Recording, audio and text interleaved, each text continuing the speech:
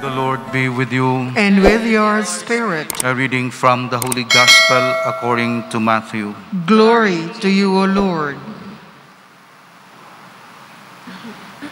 When the Magi had departed, behold, the angel of the Lord appeared to Joseph in a dream and said, "Rise, take the child and his mother, flee to Egypt, and stay there until I tell you. Herod is going to search for the child to destroy him." Joseph rose and took the child and his mother by night and departed for Egypt. He stayed there until the death of Herod, that what the Lord had said through the prophet might be fulfilled. "Out of Egypt I called my son." When Herod realized that he had been deceived by the Magi, he became furious. He ordered the massacre of all the boys in Bethlehem and its vicinity, 2 years old and under, in accordance with the time he had ascertained from the Magi. Then was fulfilled what had been said through Jeremiah the prophet. A voice was heard in Ramah, sobbing and loud lamentation, Rachel weeping for her children, and she would not be consoled, since they were no more. The Gospel of the Lord. Praise to you, Lord Jesus Christ.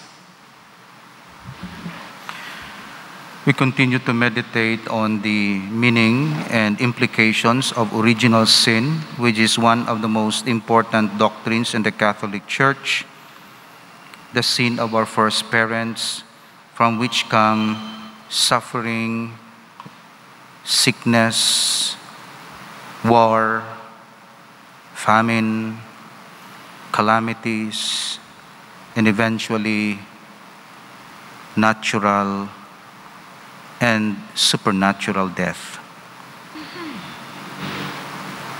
So all our sufferings, all the evils in the world are consequences of the original sin of our first parents. It's their sin, but we inherited the status of a sin. We inherited a sinful status, a status separated from God. Because if they had remained in paradise, we have inherited the status of being with God forever.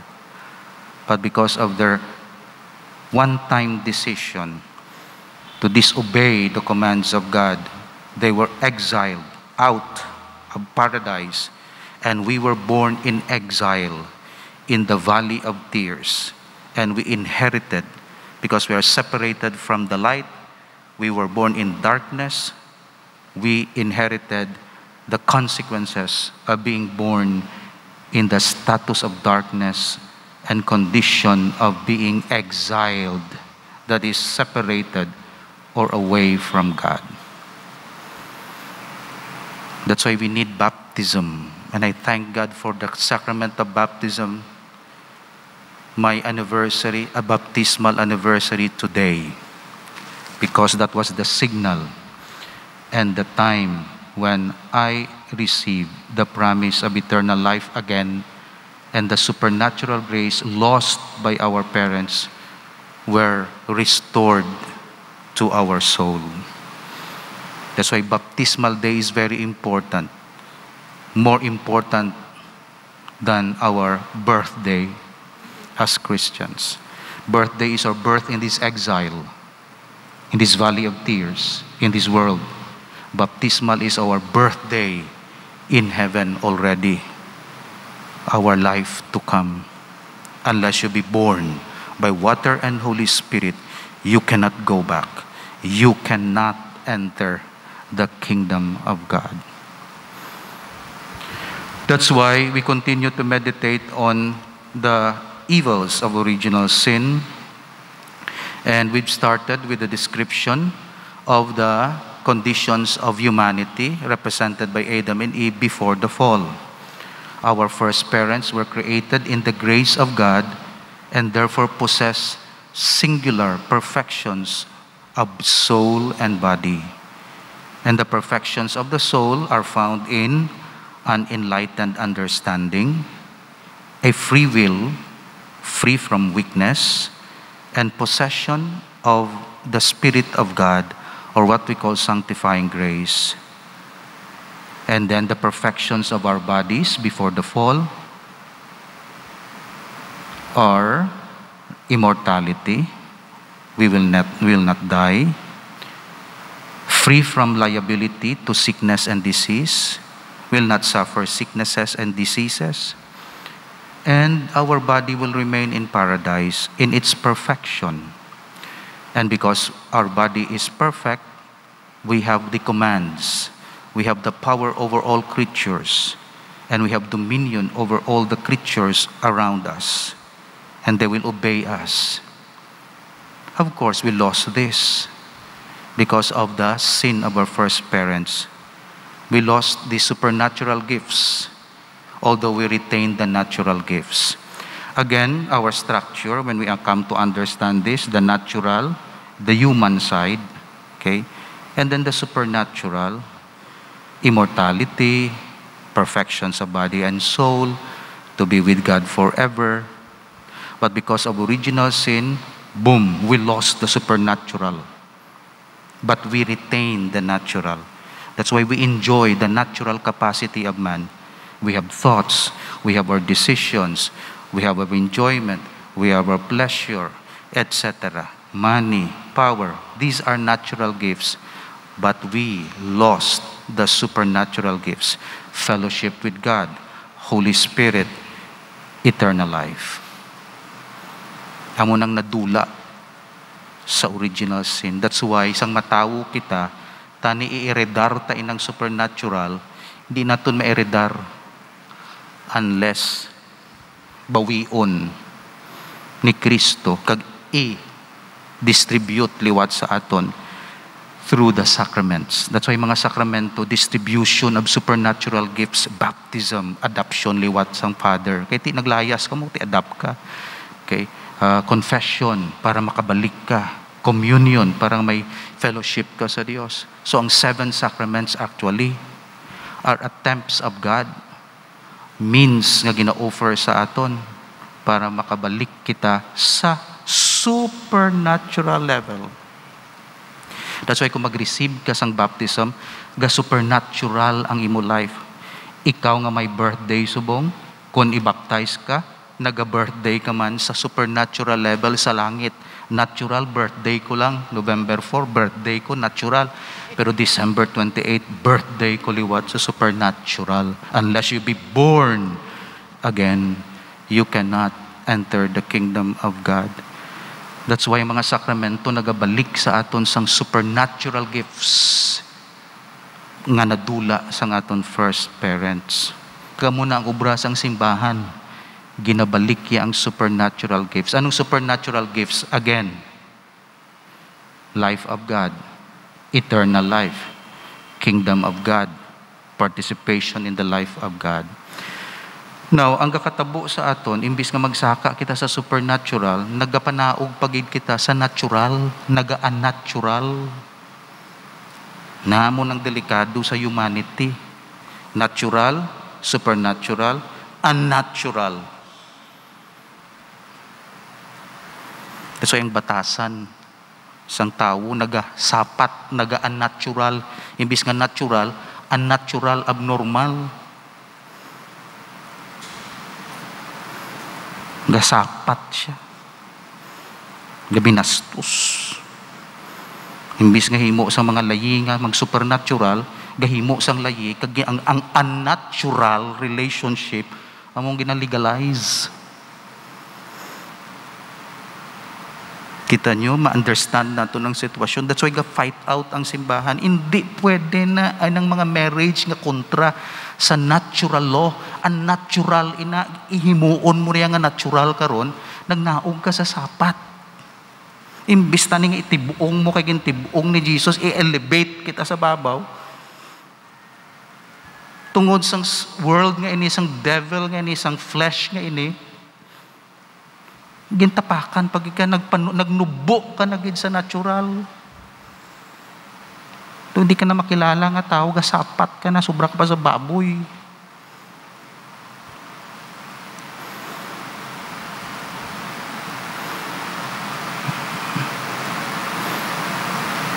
Imbis nga mangin holy itong imo life, ang sapat. Kagamo ng original sin, waya ginabayaw, ginatumok ya kasdalom. Kag diin ka mabalik, sayabok. Imbis nga magbalik ka sa supernatural life, spiritual life. Ano sang lambalas ng Diyos, bangod sang sala mo na, hindi ka magsaka, mayabok ka.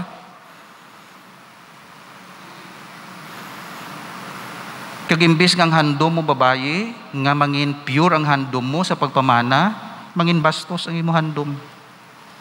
Mangin unnatural imo handom. Na supposed to be ang intimacy para mangin holy ka mo. Pero no, subong ang intimacy, gabinastos, nagasapat.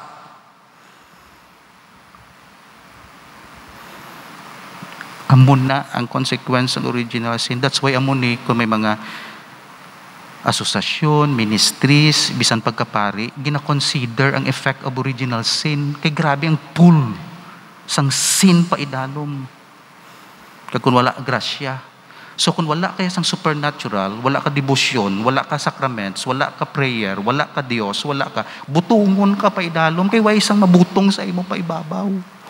Anong doctrine mo abi nga mabutong sa imo? Anong supernatural sacraments nga mabutong sa imo? Anong grasya, Holy Spirit mabutong sa imo? Tanawa bala kabuhi sang tao nga wala Holy Spirit, tanawa kung ano nakakalain sa iya. Pero kung makaseminar siya, gataas siya, ga-elevate siya, naga-convert siya. That's why mo ng conversion, metamorphosis, naga-transform siya. From caterpillar to butterfly. Gasaka siya, way siya pabilin sa kukon, kag napapatay lang siya sa kukon, kundi ang kukon nga na ginagamit para mag-metamorphosis. Kag anong mahimo, ang gahimo sina sa imo? Grasya sang Dios. Hindi ka kasaka sa supernatural, kaya ang capacity mo natural lang. That's why anong himuon sang Dios, papanaugon niyang bata ya, anak ya, kag iibayaw kita. I-save kita from ourselves. Tudluan kita example, kag tahatagan kita Holy Spirit. Nya mo na diriho, himuon yun ni, hindi namon kaya na. No, may supernatural Holy Spirit masulod sa inyo, ma-indwelling, ma-inspire sa inyo, batunan nyo na parang malutaw, magsaka ka mo ng inyo kabuhi. So tani kada himo desisyon, may Holy Spirit. Labi na gid kung decision for the community. Holy Spirit. Karon kung evil spirit na o human spirit lang, manaog kita sa dalom. Bisan ano mo katibawa sa society, hindi because of the reality of original sin. Bisan ano pa nga promise, happiness for Filipino people, progress for Filipino. Kung wala sang supernatural grace, hindi ka katibawas. Bugat ang original sin. That's why sa kasal, kinabindisyonan, bisan balay nga bago kinabindisyonan, kaya gina-elevate na siya. Bisan lapis ka ni. Kaya nga gina-consecrate, kinabutangan grasya.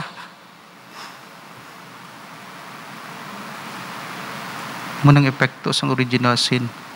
Nadula na nato ng supernatural. Ginalaw kita sang Dios sa aton natural capacity. Nagpahambog pa kita, nagpaano pa kita.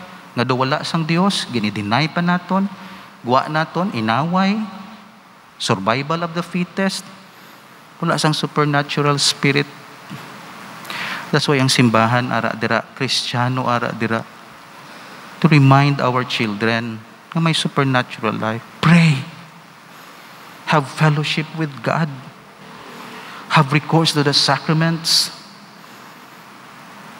Sa anong kinalain sang kasal nga wala sa sakrament, kaya hindi natural lang iya ang kasal niya sakramental ang ging kasal. So pareho silang gasuffer. Yes, kiti may natural, di wala naguba ang natural, pero may supernatural nga gindugang sa kasal mo. Pero kung hindi niya sakramental, natural lang na nga kasal. Diri lang na iya, civil lang na iya, diri lang na properties lang na, ngalan lang na, asawa mo lang mo na. Pero sa heaven, hindi na kadala sa imo sa heaven. Kaya wala na iya sa level sang supernatural. Kaya ang supernatural iya nga kasal, gin-establish ni Christ. Kaya nagsiling, sulod ka mo diri ho, para supernatural lang inyong relationship. O nag-enjoy ka sang imo kasal, pero diri ka lang sa kalibutan. Huwag man to nakadala sa imo sa langit. In fact, nag-obstruct pa sa imo magsulod sa langit, sa supernatural, o ano matabo sa imo. That's why nagahanbagin ang simbahan. Kung may civil nga marriage, pakasal sa simbahan. Kaya ang civil is only natural. Di niya kadangat, di nakalusot sa supernatural. Ipa-supernaturalize. Kaya mo na yung means nga ginbilin sa ngaton Ginoong Jesucristo. That's why kung makasala kita, kay tiyuman kita, may grasya halin sa langit, confession, forgiveness of sins. Dira kita, so gadangop kita. Do gina-imagine kung 7 ka sakramento, 7 ka lubid o hagdanan pasaka sa langit. Way kay mo hagdanan, ginaboy mo hagdanan mo. Di sa ano ko to saka? Nga gintunton na ni Kristo, ginpangabudlayan niya na. Ginadeny mo yung baptism, confirmation, wala ka sa bungog mo, wala. Tapos mahandom ka magmaayo nga tao, magmaayong sosyudad, nga wala man niya sa supernatural grace. Paano ka magmaayo da? Kay natural lang na, hindi mo na kaya. Imbento ka sang bulong nga magbuot, wala. Kaya ang buot na ya, supernatural na yung grace. Sakit yan, natural, oh. Imbento ka da, virus, imbento ka da, corruption. Imnan mo sang bulong, may vaccine sa corruption, wala. Kaya ang corruption na yung bulong niya, supernatural. Conversion, love, understanding, compassion. Di wala sang bulong da nga may compassion, understanding. Love, unon mo, hindi. Ang bulong to ya saan mo ya, lain. Parang sakit ulo, sakit ngipon, para hindi ka magbusong, na mo na yung mga bulong da. Pero supernatural, no? Aring bulong. Faith in Jesus para i-restore. That's why we have this understanding, Catholic identity. Ang iban nga religion, gagrapple. Hindi yan ma-explain ang death. Hindi yan ma-explain ang suffering. Hindi yan ma-explain nga may war. Hindi yan ma-explain ultimately. Pero ang Catholic religion, explain niya, original sin na. Effect ina sang original sin of being separated from God. That's why, kompleto ang doktrina. Kaya gin-inspire St. Augustine, St. Thomas Aquinas, kag mga Santo Papa nga nag-explain sining. So, amoy na, kita tanan wala na original sin, epekto na lang sang original sin. Meaning to say, wala na kita wounds, scar na lang sang original sin. Kung na-weekend na lang kita. Do pareho kita sang nabali ang aton kamot, kag na bulong, na-repair na. Pero tibali na. Hindi na perfect. So, limitado ang hulag mo. Kita man, baptize na kita, wala na original sin, pero may epekto paghihapon ng original sin sa aton. Kay damage na kita. Di na kita perfect ang aton nga kaugalingon. That's why andam ka kung may bali ka, kay itukod mo na karon, weak na mo, ma-crack gid na. Amo man sa aton, andam kay may original sin na kita, nakuha na to, nabulong na, pero may crack na. So andam. Avoid occasions of sin, have recourse to the sacraments, and believe in God. Amen. Lord God, we praise you for creating man, and still more for restoring him the sanctifying grace in Christ. Your Son shared our weakness. May we share his glory, for he lives and reigns with you and the Holy Spirit, one God, forever and ever. Amen.